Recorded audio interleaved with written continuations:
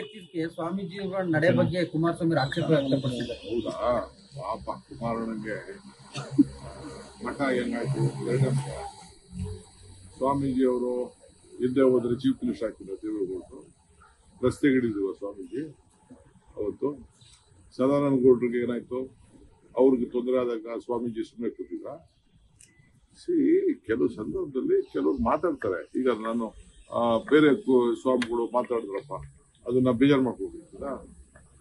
ಸ್ವಾಮೀಜಿ ಬೆಂಬಲ ಕೇಳಲಿಲ್ಲ ಅಂತ ಹೇಳಿ ನಾನ್ ಕೇಳಿದ್ದೀನ? ನಾನು ಯಾವ ಸ್ವಾಮೀಜಿನ ಬೆಂಬಲ ಕೇಳಿಲ್ಲ. ನಾನು ಇಂಥ ಜಾತಿ ಹುಟ್ಟಿರ್ಬೋದು. ನಾನು ಎಲ್ಲಾ ಜಾತಿನೂ ನಾನು ಪ್ರೀತಿ ಮಾಡ್ತೀನಿ. ನಾನು ಈಗ ನಮ್ಮ ಬಾಳೆಹೊನ್ನೂರು ಸ್ವಾಮಿಗಳು ನನ್ನ ಪರವಾಗಿ ಮಾತಾಡಿದ್ರು. ಬ್ರಹ್ಮಪುರಿ ಅವರು, ಶ್ರೀಶೈಲ ಸ್ವಾಮಿಗಳು ಮಾತಾಡಿದ್ರು. ಇನ್ ಬೇಕಾದ ಸ್ವಾಮಿಗಳು ಮಾತಾಡಿದ್ರು. ನಾನು ಅವ್ರನ್ನ ಕೇಳಿದ್ನ? ಅವ್ರಿಗೆ ಏನೋ ನನ್ನ ಬಗ್ಗೆ ಒಂದು ವಿಶ್ವಾಸ ಅಷ್ಟೇ, ಪ್ರೀತಿ, ಗೌರವ.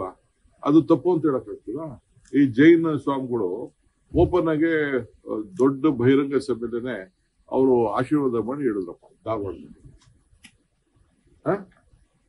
ಸೊ ಈಗ ಧರ್ಮಸ್ಥಳದಲ್ಲೂ ಕೂಡ ನಾನು ಹೋದ ಸಂದರ್ಭ ಅವರು ಒಂದಿನ ನನ್ನ ಹತ್ರ ಯಾವುದೋ ಒಂದು ಪ್ರೋಗ್ರಾಮ್ ಮಾತಾಡಿದ್ರು. ಸೊ ನಾನು ಅವ್ರು ಕೇಳಿದ್ದ. ಸೊ ಅವರ ಪ್ರೀತಿ ವಿಶ್ವಾಸನ ಒಂದ್ ರೀತಿ ವ್ಯಕ್ತಪಡಿಸ್ತಾರೆ. ಅದನ್ನ ತಪ್ಪು ಅಂತ ಹೇಳಕ್ಕಾಗ್ತದ? ಇವರೇನ ಬಿಡಿ, ಅವರು ವಿಶ್ವಮಾನವರು. ಸರ್, ಕೇಂದ್ರ ಸಚಿವರನ್ನ ಭೇಟಿ ಆಗಲ್ಲ, ಸ್ವಲ್ಪ ಇದು ಮುಗಿಸಿದ್ರು. ನಾವು ಬಹಳ ದೊಡ್ಡವರು. ಪಾಪ ಅವ್ರಿಗೆ ಯಾರ ಆಶೀರ್ವಾದನೂ ಬೇಡ ಅವ್ರಿಗೆ. ಅವರು ಮಠ ಯಾವತ್ತೂ ಉಪಯೋಗಿಸ್ಕೊಳ್ಳಿಲ್ಲ, ವಕೀಲರ ಸಂಘ ಉಪಯೋಗಿಸ್ಕೊಳ್ಳಿಲ್ಲ, ಜಾತಿ ಉಪಯೋಗಿಸ್ಕೊಳ್ಳಿ. ಅವರೆಲ್ಲ ಬಹಳ ದೊಡ್ಡವರು. ಸರ್, ಕೇಂದ್ರ ಸಚಿವರ ಭೇಟಿಯನ್ನು ಹೊರತುಪಡಿಸಿ ಪಕ್ಷದ ಕಾರಣ ಅಥವಾ ರಾಜಕೀಯ ಕಾರಣಕ್ಕಾಗಿ ದೆಹಲಿ ಹೋಗುವಂತ ಪರಿಸ್ಥಿತಿ ಸದ್ಯಕ್ಕೆ ಇದೆಯಾ? ನನಗೆ ನೋಡ್ಬೇಕು. ನಾನು ಚೀಫ್ ಮಿನಿಸ್ಟರ್ ಮತ್ತೆ ಮಾತಾಡ್ತೀವಿ, ಈಗೂ ಮಾತಾಡಿದೀವಿ, ಮುಂದಕ್ಕೂ ಮಾತಾಡ್ತೀವಿ. ಯಾಕೆಂದ್ರೆ ನಾವೊಂದು ಆಲ್ ಪಾರ್ಟಿ ಮೀಟಿಂಗ್ ಕಂಪಲ್ಸರಿ ಕರಿಬೇಕಾಗ್ತದೆ. It is a must. ಅದಕ್ಕೆ ನಾನು ದೆಹಲಿಲೇ ಕರಿಬೇಕು ಅನ್ನೋದು ನನ್ನ ವೈಯಕ್ತಿಕ ಅಭಿಪ್ರಾಯ.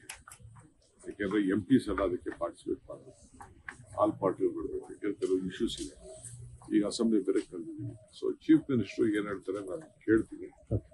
ಯಾಕೆಂದ್ರೆ ಚೀಫ್ ಮಿನಿಸ್ಟರ್ ನಾನೋಗಿ ಮೀಟಿಂಗ್ ಮಾಡೋದು ಸರಿ ಇಲ್ಲ. ಅದು CM ಬಂದು ಬರಬೇಕು, ಅಗ್ರಿಕಲ್ಚರ್ ಮಿನಿಸ್ಟರ್ ಬರಬೇಕು, ಬೇರೆ ಬೇರೆ ಮಿನಿಸ್ಟರ್ಸ್, ಕೃಷ್ಣ ಬೈರೇಗೌಡ ಅವರೆಲ್ಲ ಬೇಕಾಗ್ತದೆ ಇದಕ್ಕೆ. ಸೊ ಕೇಳ್ಬಿಟ್ಟು ನಾವು ತೀರ್ಮಾನ ಮಾಡ್ತೀವಿ. ಪ್ರಿಯಾಂಕ್ ಖರ್ಗೆ ಅವರು ಕೂಡ ದೆಹಲಿಯಲ್ಲಿ ಮಲ್ಲಿಕಾರ್ಜುನ್ ಖರ್ಗೆ ಅವ್ರನ್ನ ಭೇಟಿಯಾಗಿ ಅಪ್ಪ ಮಕ್ಕಳು ಭೇಟಿ ಮಾಡಕ್ಕೆ ಒಳ್ಳೆ ಎಲ್ಲಿ ಇರ್ಬೋದು, ಎನರ್ಜಿ ಹಾಕೋಬೇಕಾದ್ರೆ ಅಪ್ಪ ಮಕ್ಕಳು ದಿನ ಭೇಟಿ ಮಾಡಕ್ಕೆ. ಅವರು is A party important leader. ಅವರು ರಾಹುಲ್ ಗಾಂಧಿ ಅವರು ಬಂದಿರ್ಲಿಲ್ಲ, ಯಾವುದು ನಮ್ಮ ಕಾರ್ಯಕ್ರಮಕ್ಕೆ ಇನ್ವೈಟ್ ಮಾಡಿದ್ರು. ಬೇಕಾದಷ್ಟು ಅವ್ರದ್ದೇ ಆದಂತ ಶೆಡ್ಯೂಲ್ ಇಂದ ಬಂದಿಲ್ಲ. He has come out with a beautiful instrument. Rahul Gandhi ಅವರು ಕೂಡ ಸ್ವಲ್ಪ ಹೇಳ್ತೀನಿ ಕೇಳೇ ಇದ್ದೀವಿ. ಒಂದು ಒಳ್ಳೆ ಇನ್ಸ್ಟ್ರೂಮೆಂಟ್ ನ ಅವ್ರು ತಯಾರು ಮಾಡಿದ್ದಾರೆ. ಆರ್ಟಿಫಿಷಿಯಲ್ ಇಂಟೆಲಿಜೆನ್ಸ್ ಇಂಪ್ರೂವ್ ಮಾಡಿದ್ದಾರೆ. ನೀನು ಬೇಕಾದ್ರೆ ಉಪಯೋಗಿಸಬಹುದು, ಗೊತ್ತಾಗ್ತದೆ. ಬಹಳ ಕಡಿಮೆ ದರದಲ್ಲಿ ನಮ್ಮ ಬೆಂಗಳೂರಲ್ಲೇ ತಯಾರು ಮಾಡೋದನ್ನ ಗ್ಲೋಬಲ್ ಲೆವೆಲ್ ಅಲ್ಲಿ ಅನುಕೂಲ ಆಗುವಂತ ಒಂದು ಇನ್ಸ್ಟ್ರೂಮೆಂಟ್ ನ ಬಹಳ ಕಡಿಮೆ ದರದಲ್ಲಿ ಮಾಡಿದ್ದಾರೆ. ಅದ್ರ ಬಗ್ಗೆ ಅವ್ರ ಮಾಹಿತಿ ತಿಳ್ಕೊಂಡು ನಾನು ನೋಡ್ಬೇಕು ಅಂತ ಅಂದ್ಬಿಟ್ಟು ಅವ್ರನ್ನ ಶರತ್ ಬಚ್ಚೇಗೌಡರನ್ನ ಕರೆಸ್ಕೊಂಡು ಒಂದು ಅರ್ಧ ಗಂಟೆ ನೋಡಿ ಚರ್ಚೆ ಮಾಡಿದ್ದಾರೆ, ಪ್ರಶಂಸೆ ಪಟ್ಟಿದ್ದಾರೆ. ಯಾರು ದೊಡ್ಡ ದೊಡ್ಡ ಇಂಡಸ್ಟ್ರಿಯಲಿಸ್ಟು, IT ಪೀಪಲ್ ಎಲ್ಲ ನಿಮ್ ಕರ್ನಾಟಕದಿಂದ ಒಳ್ಳೆ ಕೆಲಸ ಆಗಿದೆ ಅಂತ ಹೇಳ್ಬಿಟ್ಟು ರಾಹುಲ್ ಗಾಂಧಿ ಅವರಿಗೆ ತಿಳಿಸಿದ್ದಾರೆ. ಅದಕ್ಕೆ ಅವ್ರಿಗೆ ಕರೆದು ತಿಳ್ಕೊಂಡಿದ್ದಾರೆ. ಸೊ ಅದಕ್ಕೆ ಹೋದ ತಕ್ಷಣ ರಾಜಕೀಯ ಮಾತಾಡೋದು ಅಂತ ಲೆಕ್ಕನ. ಅಪ್ಪ ಮಕ್ಕಳು ಸೇರಿದಾಗೆಲ್ಲ ಮಾತಾಡ ರಾಜಕೀಯ ಅಂತ ಮಾಡಿದ್ರೆ, ಅಣ್ಣ ತಮ್ಮದಿರು ಸೇರಿದಾಗೆಲ್ಲ ಮಾತಾಡ, ಬೇರೆಯವ್ರದೆಲ್ಲ ನಿಮ್ ಲೆಕ್ಕ ಇಲ್ಲ, ನಮ್ದು ಮಾತ್ರ ಲೆಕ್ಕ. ಸರ್, ಕಾಂಗ್ರೆಸ್ ಭವನವನ್ನ ಕಟ್ಟೋದಿಕ್ಕೆ, ಅದಕ್ಕೆ ಶಂಕುಸ್ಥಾಪನೆ ಮಾಡೋದಕ್ಕೆ ರಾಹುಲ್ ಗಾಂಧಿ ಅವ್ರು ಬರಬೇಕು ಅಂತ ಹೇಳಿ ನೀವು ಆಸೆ ಪಡ್ತಾ ಇದ್ರಿ. ಅದು ಮುಂದಕ್ಕೆ ಹೋಗ್ತಾನೆ ಇದೆ, ಯಾವಾಗ ಟೈಮ್ ಕೇಳಿದೀನಿ. ಬಿಹಾರ್ ಎಲೆಕ್ಷನ್ ಇತ್ತು, ಆಗ್ಲಿಲ್ಲ. ತಿರ್ಗಾ ಕೇಳ್ತೀನಿ ಯಾವ ತರ ಶನಿವಾರ ಭಾನುವಾರ ಬಂದ್ ಮಾಡಿ ಅಂತ. ನಾನು ದುಡ್ಡು ಕಟ್ಬೇಕಾಯ್ತು, ಕಟ್ಬಿಡ್ತಾ ಇದೀನಿ. 2 ಕೋಟಿ ಅದಕ್ಕೆ ಫೀಸ್ ಕಟ್ಬೇಕಾಯ್ತು, ಅದು ಕಟ್ತಾ ಇದೀನಿ. ಎಲ್ಲರಿಗೂ ರೆಡಿ ಮಾಡ್ಕೊಡಿ ಅಂತ ಹೇಳಿದೀನಿ. ನನ್ನ ನಂಬರ್ 3 ಮುಟ್ಟಿದೆ. I am so happy. So ಆ ಕೆಲಸ ಸರ್, ಹಿರಿಯ ಚಿತ್ರನಟ ಉಮೇಶ್ ಅವರು ತೀರ್ಕೊಂಡಿದ್ದಾರೆ ಸರ್. ಹಿರಿಯ ಚಿತ್ರನಟ ಉಮೇಶ್ ಬೆಳಿಗ್ಗೆ ಇಡೀ ಚಿತ್ರರಂಗ ಕೂಡ ಅಲ್ಲಿ ಹೋಗಿ, ನನಗೆ ಗೊತ್ತಿಲ್ಲ, ನನಗೆ ಅಷ್ಟು ಪರಿಚಯ ಇಲ್ಲ. ಭಗವಂತ ಒಳ್ಳೇದು ಮಾಡಲಿ, ಅವ್ರ ಆತ್ಮಕ್ಕೆ ಶಾಂತಿ ಸಿಗಲಿ. ನಾವೆಲ್ಲ ಆ ಲೋಕದಲ್ಲಿ ಸಹಾಯ ಮಾಡ್ತೀವಿ. ಲೊಕೇಶನ್ ಇವರು ಉಮೇಶ್ ಹಾಸ್ಯ ಮಾಹಿತಿ ಇಲ್ಲ. Thank you. ಅದ್ರ ಜೊತೆಗೆ ಅದೇನೋ ಮುಖ್ಯಮಂತ್ರಿ ಸ್ಥಾನ ನೀವು ಪ್ರತಿನಿತ್ಯ ತೋರಿಸ್ತೀರಿ, ಇಬ್ಬರನ್ನು ಕೂರಿಸಿ, ಇಬ್ಬರು ಆ ಸ್ಥಾನ ನೋಡ್ಕೊಂಡು ಕೂತವ್ರು ಚೇರ್ನ. ಇನ್ನು ನಾವು ಎಷ್ಟು ವರ್ಷ ಈ ನಾಡಿನ ಜನ ಅಂದರೆ ನೀವು ತೋರಿಸ್ತಾ ಇರೋದು ನೋಡಿದಾಗ ಈ ರಾಜ್ಯದಲ್ಲಿ ಮುಖ್ಯಮಂತ್ರಿಯ ಸ್ಥಾನ ಖಾಲಿಯಾಗಿದೆ. ಆ ಚೇರಲ್ಲಿ ಮುಖ್ಯಮಂತ್ರಿಯಾಗಿ ಕೆಲಸ ಮಾಡ್ತಕ್ಕಂಥಲ್ಲಿ ಈ ಸರ್ಕಾರ ನಿಷ್ಕ್ರಿಯವಾಗಿದೆ ಅಂತಕ್ಕಂಥ ಅರ್ಥ ನೀವೇನಾದರೂ ಟಿವಿಗಳಲ್ಲಿ ಸೆಂಟರ್ನಲ್ಲಿ ಖಾಲಿ ಚೇರ್ ಇಟ್ಟು ಆ ಕಡೆ ಈ ಕಡೆ ಕೂರಿಸಿ ಅವರಿಬ್ಬರನ್ನ ಪ್ರತಿದಿನ ತೋರಿಸ್ತೀವಿ. ಅದ್ರ ಬಗ್ಗೆ ಇವರು ಈ ಎರಡು ಉಪಮುಖ್ಯಮಂತ್ರಿ ಮುಖ್ಯಮಂತ್ರಿಗಳಿಗೆ ಅದನ್ನು ನೋಡಾದ್ರೂ ಅವ್ರ ಜವಾಬ್ದಾರಿ ಎಲ್ಲಿ ಅಡಗಿದ್ದೇವೆ ಅಂತಕ್ಕಂಥ ನೀವು ಪ್ರತಿನಿತ್ಯ ಏನು ಕ್ಷಣ ತೋರಿಸ್ತೀರಿ. ಸ್ವಲ್ಪ ಬದಲಾವಣೆನಾದರೂ ಮಾಡ್ಕೋಬೇಕಲ್ಲ, ಏನೂ ಇಲ್ಲ. ಆಮೇಲೆ ಒಂದು ರಾಷ್ಟ್ರೀಯ ಪಕ್ಷ ಅಂತಾರೆ, 130 ವರ್ಷದ ಇತಿಹಾಸ ಅಂತಾರೆ. ಈ ರೀತಿ ಒಂದು ಸರ್ಕಾರ ನಡೆಸಲಿಕ್ಕೆ ಒಬ್ಬ ಮುಖ್ಯಮಂತ್ರಿಯ ಜವಾಬ್ದಾರಿಯನ್ನು ನಿರ್ವಹಣೆ ಮುಕ್ತವಾಗಿ ಮಾಡಲಿಕ್ಕೆ ಇಷ್ಟೊಂದು ಅಡ್ಡಿ ಆತಂಕಗಳನ್ನು ಕೊಟ್ಟು 2.5 ವರ್ಷದಲ್ಲಿ ಬರೀ ಅದೇನೋ 26ನೇ ತಾರೀಕು ಡೇಟ್ ಫಿಕ್ಸ್ ಆಗಿದೆ, 28 ಆಗಿದೆ, ಇದೆಲ್ಲ ಗಮನ ಕೊಟ್ಕೊಂಡೇನು ಕೂತಿದ್ದಾರೆ. ಈಗ ಮತ್ತೀಗೇನೋ 2 ತಿಂಗಳು 3 ತಿಂಗಳು ಮುಂದೆ ಹಾಕಿದ್ದಾರೆ. ಈ ರೀತಿ ಇದ್ದಾಗ ಅಧಿಕಾರಿಗಳು ಎಷ್ಟರ ಮಟ್ಟಿಗೆ ಇವರುಗಳ ಸೂಚನೆಗಳನ್ನು ಕಾರ್ಯರೂಪಕ್ಕೆ ತರ್ತಾರೆ. ಇವತ್ತು ಇವ್ರು ಇರ್ತಾರೆ, ನಾಳೆ ಹೋಗ್ತಾರೆ, ನಮಗೆ ಯಾಕಪ್ಪ ಅಂತಕ್ಕಂಥದ್ದು ಒಂದು ಭಾಗ. ಇವ್ರು ಹೇಳ್ತಕ್ಕಂಥ ಕೆಲಸಗಳನ್ನು ಅಸಡ್ಡೆ ಮಾಡಿ ಅವ್ರಿಗೂ ಇದೊಂಥರ ಹೆಂಗಾಗಿದೆ ಅಂದರೆ, ನಾವು ಎಷ್ಟು ಖಜಾನೆನ ಸೋರಿಕೆ ಮಾಡ್ತಕ್ಕಂಥದ್ದಕ್ಕೆ ನಮಗೇನು ಅವಕಾಶ ಇದೆ, ನಾವು ಅದರ ಕಡೆ ಗಮನ ಕೊಡೋಣ ಅಂತಕ್ಕಂಥದ್ದು ನಡೀತಾ ಇದೆ. ನಾನೇನು ಯಾವುದೋ ಈರ್ಷೆಯಿಂದ ಇಲ್ಲ ಏನಪ್ಪ ಅವರು ಸರ್ಕಾರ ಮಾಡ್ತಾವ್ರೆ ಅಂತೇಳಿ ಈರ್ಷೆಯಿಂದ ಈ ಮಾತು ಹೇಳ್ತಿಲ್ಲ. ಪಾಪ ನೆನ್ನೆ ಮಾಧ್ಯಮದ ಸ್ನೇಹಿತರು ನೀವು ಕೇಳ್ತಾ ಇದ್ದೀರಿ, ಬ್ರೇಕ್ಫಾಸ್ಟ್ ಮೀಟಿಂಗ್ ಆದಮೇಲೆ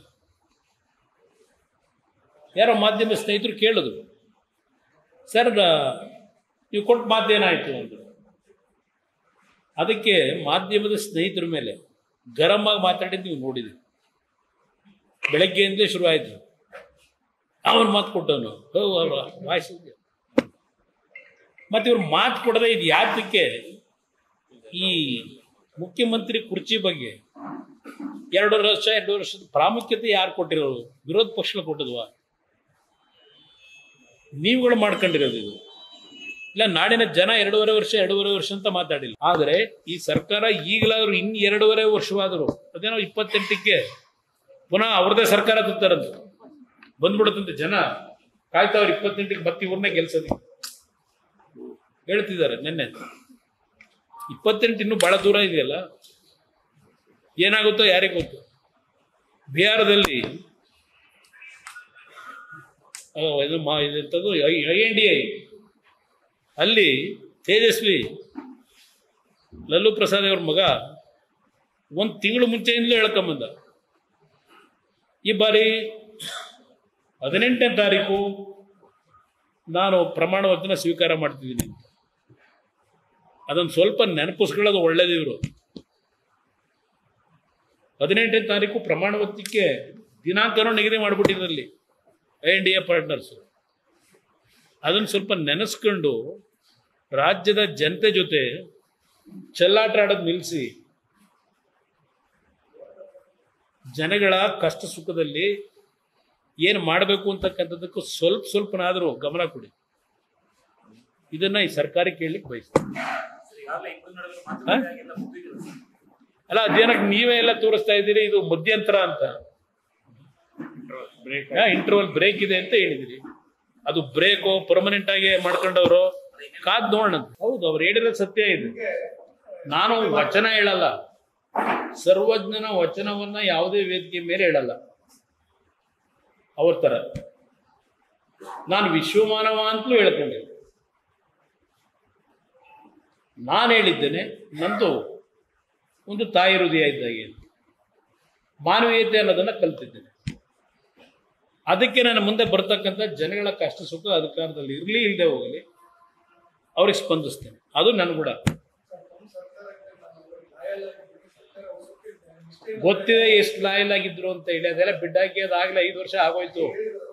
ಅವರು ಹೇಳ್ಕೋಬಹುದು ಮಂಡ್ಯ ಒಂದು ಚುನಾವಣೆ ಯಾವ ರೀತಿ ನಡೆಸಿದ್ರು ಅಂತಲೂ ಗೊತ್ತು. ಲೋಕಸಭೆಗೆ ಎಷ್ಟು ನಿಷ್ಠೆಯಿಂದ ಮಾಡಿದ್ರು ಇವರೆಲ್ಲ ಅಂತ. ಎಲ್ಲ ಹೊರಗಡೆ ಡ್ರಾಮಾ ಮಾಡಿ ಏನೋ ಕುಮಾರಸ್ವಾಮಿಗೆ ಅದೆಂತ ಬಂಡೆ ಅಂತ ಹೇಳ್ಕೊಂಡು ಎಲ್ಲೆಲ್ಲಿ ಕುತ್ತಿಗೆ ಕೂತಿದ್ರು ಅನ್ನೋದು ಗೊತ್ತಿದೆ ನನಗೆ ಪ್ರತಿನಿತ್ಯ. ಯಾರನ್ನ ಯಾರು ಟೀಕೆ? ದೇವೇಗೌಡರು ಓಪನ್ ಆಗಿ ಏನಾದ್ರು ಹೇಳಿದ್ರು? ಒಂದ್ ನಿಮಿಷ ದೇವೇಗೌಡರು ಮುಖ್ಯಮಂತ್ರಿ ಆಗಿದ್ದು ಅವರ ಶ್ರಮ ಇದೆಯಲ್ಲ, ಇವ್ರು ಯಾರು ಚರ್ಚೆ ಮಾಡ್ತಕ್ಕಂಥ ನೈತಿಕತೆ ಇದ್ದಾರೆ ಇವರೆಲ್ಲ. ದೇವೇಗೌಡರು ಈ ತರ ರಾಜಕಾರಣ ಮಾಡಿದ್ರೆ 77ರಲ್ಲೇ ಮುಖ್ಯಮಂತ್ರಿ ಆಗೋರು. 94ರಲ್ಲಿ ಇಡೀ ರಾಜ್ಯದ ಎಲ್ಲಾ ಭಾಗದಲ್ಲೂ ಬೆಂಬಲ ಕೊಟ್ಟರು. ಇಲ್ಲಿ 74 ಸೀಟು 76 ಸೀಟು ಬಂದ ನಮ್ಮ ಹಳೆ ಕರ್ನಾಟಕದಲ್ಲಿ. ಅಲ್ಲೇ ನಾವು ಸ್ವಾಮೀಜಿಗಳನ್ನ ಮುಂದಿಟ್ಕೊಂಡು ಏನ್ ಮಾಡಲಿಲ್ಲ.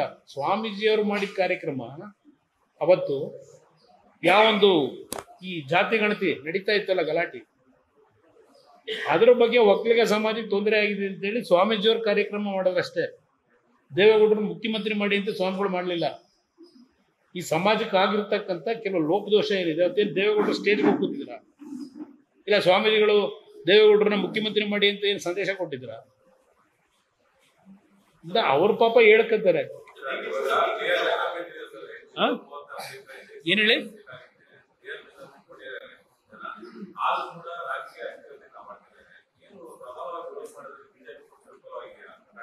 ಇಲ್ಲ, ಅವ್ರ ಕೆಲಸ ಅವ್ರು ಮಾಡ್ತಿದ್ದಾರೆ ಬಿಜೆಪಿ ಸ್ನೇಹಿತರು. ಇಲ್ಲ, ಇದ್ರ ಬಗ್ಗೆ ಇನ್ನೂ ಕೆಲವು ತೀರ್ಮಾನಗಳನ್ನು ಮಾಡಬೇಕು. ನಿನ್ನೆ ಮೊದಲನೇ ಸಭೆ ಮಾಡಿದೀವಿ. ಎಲ್ಲೆಲ್ಲಿ ಲೂಪ್ ಹೋಲ್ಸ್ ಇದೆ ಅದನ್ನ ಅಧಿವೇಶನದ ಚರ್ಚೆ ಮಾಡೋದಕ್ಕೆ ಕೆಲವು ಮಾಹಿತಿನೂ ಕೊಟ್ಟಿದ್ದೀವಿ. ಸ್ವಲ್ಪ ಈ ಪರಿಣಾಮಕಾರಿ ಕೆಲಸ ಮಾಡ್ತೀವಿ.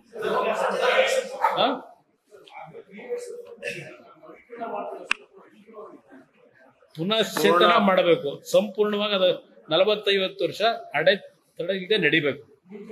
ಆ ರೀತಿ ಟೆಕ್ನಾಲಜಿನೂ ಅಡಾಪ್ಟ್ ಮಾಡ್ತಾ ಇದೆ.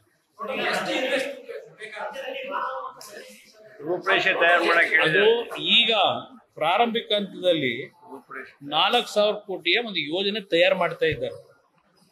ನಾನು ಮುಂದಿನ 50 ವರ್ಷಕ್ಕೆ ಏನಾಗಬೇಕು ಅನ್ನೋದ್ರ ಬಗ್ಗೆ ಡೀಟೇಲ್ ಒಂದು ರಿಪೋರ್ಟ್ ಮಾಡಿ ಅಂತ ಹೇಳಿ. ನನಗೆ ಬೇಕಾಗಿರೋದು ಕಾರ್ಖಾನೆ ಪ್ರಾರಂಭ ಆದರೆ ಜನಗಳಿಗೆ ಇವತ್ತೇನು ಇಂಥ ಒಂದು ನೋವು ಅನುಭವಿಸ್ತಾರೆ ಪರ್ಮನೆಂಟ್ ಶಾಶ್ವತವಾಗಿ ಪರಿಹಾರ. ಡಿ.ಕೆ ಅವ್ರದ್ದೆಲ್ಲ ಬೇಡ ಬನ್ನಿ. ಆಮೇಲೆ DPR ಆಗ್ತಿದೆ. 4,000 DPR ಸಿದ್ಧ ಇದೆ. ಈಗಾಗಲೇ ಕೆಲವು ಆಕ್ಟಿವಿಟೀಸ್ ನಡೀತಾ ಇದೆ. ರೈಲ್ವೆ ಇಲಾಖೆ ಪ್ರಾಜೆಕ್ಟ್ಗಳಿರ್ಬೋದು, ಡಿಫೆನ್ಸ್ ನಡೀತಾ ಇದೆ. ದೊಡ್ಡ ಮಟ್ಟದಲ್ಲಿ ಟೇಕಪ್ ಆಗುತ್ತೆ. ಟೆಕ್ನಿಕಲಿನೇ ಮಾಡೋದು. 2 ಕಂಪನಿ ಕೊಟ್ಟಿದ್ದೀವಿ. ಒಂದು ಮಾರ್ಕೆಟಿಂಗ್ ಹೇಗೆ ಮಾಡಬೇಕು, ಟೆಕ್ನಾಲಜಿ ಯಾವ ರೀತಿ ಯೂಸ್ ಮಾಡಬೇಕು, 2 ಕಂಪನಿಗಳಿಗೆ DPR ಮಾಡ್ಲಿಕ್ಕೆ ಕೊಟ್ಟಿದ್ದೀವಿ.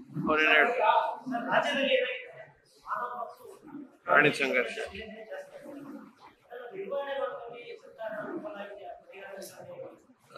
ಇದು ಇತ್ತೀಚಿನ ದಿನಗಳಲ್ಲಿ ಬಹಳ ಗಂಭೀರವಾದಂತ ವಿಚಾರ ಇದೆ. ಕೆಲವು ಜಿಲ್ಲೆಯಲ್ಲಿ ಈಗ ಕೆಲವು ನಗರ ಪ್ರದೇಶಕ್ಕೂ ಈಗಾಗಲೇ ಚಿರತೆಗಳ ಕಾಟ ಪ್ರಾರಂಭ ಆಗಿದೆ. ಬಟ್ ಸರ್ಕಾರ ಸರಿಯಾದ ರೀತಿಯಲ್ಲಿ ಕೆಲವು ಕ್ರಮ ತೆಗೆದುಕೋಬೇಕಾಗ್ತದೆ. ಸುಮ್ಮನೆ ಪರಿಹಾರ ಕೊಡೋದ್ರಿಂದ ಮತ್ತೆ ಜೀವ ವಾಪಸ್ ತರಕ್ಕಾಗಲ್ಲ. ಆ ನಿಟ್ಟಿನಲ್ಲಿ ಇವತ್ತೇನು ಸಮಸ್ಯೆ ಎಲ್ಲಿದೆ, ಆ ಸಮಸ್ಯೆ ಪರಿಹಾರ ಏನು ಅಂತಕ್ಕಂಥದ್ದು ಸರ್ಕಾರ ಇವತ್ತು ಸರಿಯಾದ ರೀತಿಯಲ್ಲಿ ಕ್ರಮ ತಗೋಬೇಕು. Thank you.